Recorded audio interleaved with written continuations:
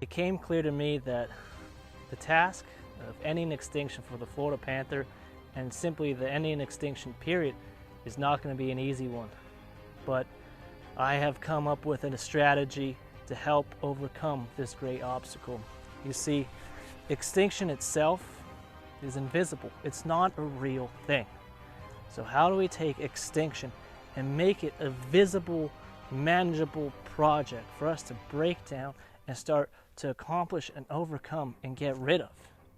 Well, I found a great solution in a book written by a Pulitzer Prize winning author, E.O. Wilson, and he wrote a terrific book called The Future of Life. And it's within the future of life that he wrote about 5 factors, or 5 of the greatest threats to biodiversity on the planet today. We got H-I-P-P-O. It's a 5-letter acronym that says hippo. And we're not talking about hippopotamuses over in Africa, those wonderful animals that everyone wants for Christmas. No way. We're talking about 5 serious and very dangerous threats threatening a lot of important wildlife, such as the Florida panther.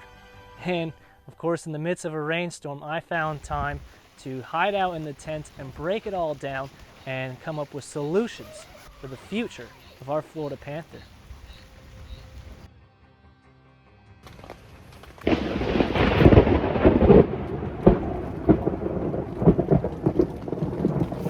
Looks like the storm's here. Let's do up some windows.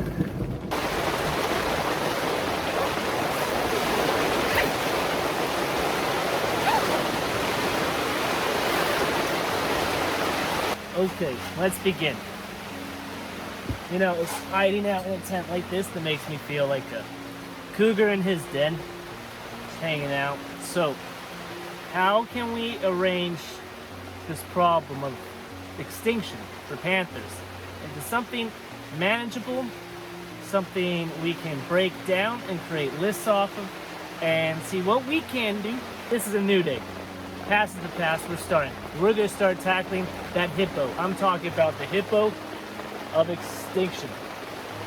The 5-letter force acronym that is killing this planet. So for H, the beginning letter, that stands for habitat. And what do we mean by habitat? We're talking about loss of habitat, pollution of habitat, and removing habitat from wild animals where they need to live. And we're not talking about just preserving the remaining areas. We're talking about growing the natural areas and hopefully creating a hybrid society and planet where nature and humans live side by side and prosper equally, and you know, everyone's fine. But anyway, jumping on. We got habitat. Next is I, and that stands for invasive. Invasive. What is it to be invasive? To be invasive means to be living in an environment that's not your natural home. And why you can't point fingers at the individuals themselves, it's not their fault they're here. It's not the python's fault that he's in these woods. You can't blame the snake. Unfortunately, invasives are us. We are to blame. And moving on, the first out of the 2 P's in a row is pollution. And we all know about that. Pollution is the infection of humanity. It's our wake, and it comes in many different forms. Then after that P is the second P, and it's a P that I can't believe is still around, and that is poaching. It's really coming down hard now. I can't believe poaching is still a thing in the 21st century. I understand that some humans have the instinct to assert themselves as the top of the food chain. So that means removing any sort of competition to them, and it becomes a sport. I understand if a farmer seeing the threat to his livestock, that's just a matter of not learning to coexist yet. But if it's just some guy looking to shoot a cat because he wants to assert his dominance, that sort of greed we cannot handle right now. And if you have a problem with that, you got a problem with me, you best let that marinate. So moving on, we have the final letter, and that is over-harvesting. And that falls in, same as the above letter, poaching. That falls in to a really nasty trait of humanity, greed. And so with that, we have our challenge. 5 letters that if we can erase one by one, we can wipe this clean. I think we can save the cats. And I think it's doable. It's not too late. Just because they're going doesn't mean they're gone. Now that we've addressed the issues and we put them in their bins and put them in our categories, let's start talking about solutions. How can we fix them? Let's go back to the handy dandy whiteboard. This time, instead of writing down our issues, let's write down our solutions.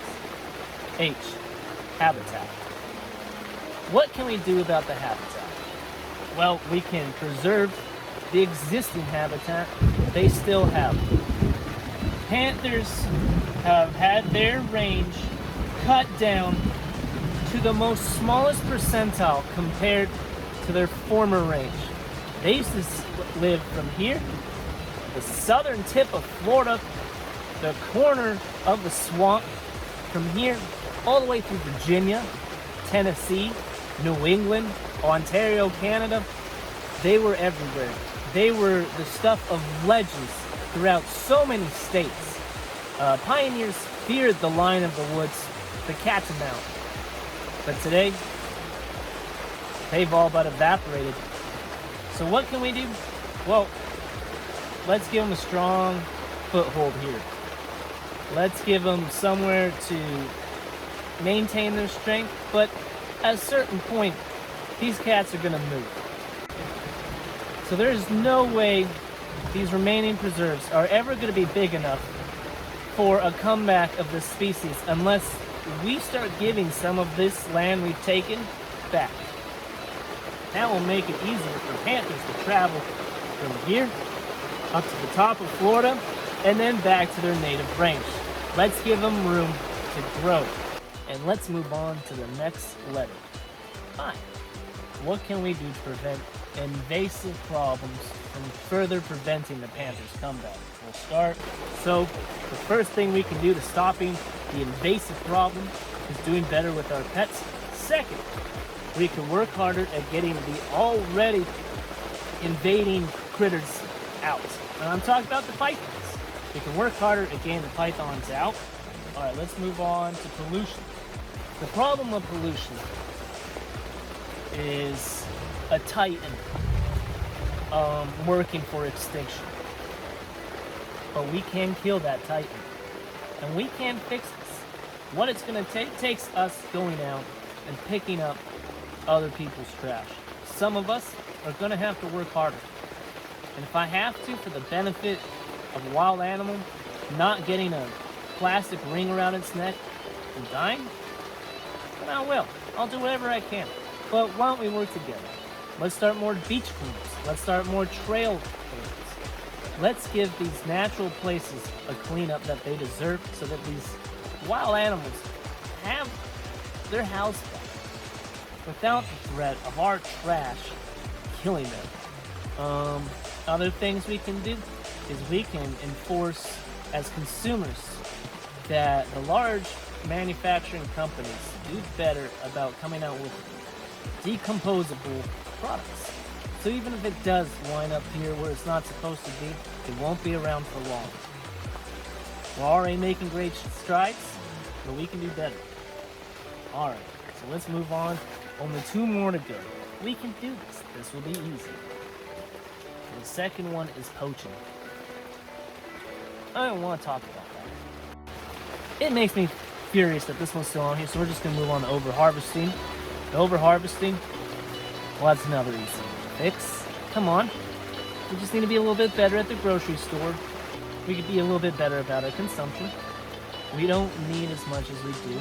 And what we do need, or what we want, let's just make sure it comes from a clean place. And that it doesn't leave a footprint behind that does more damage.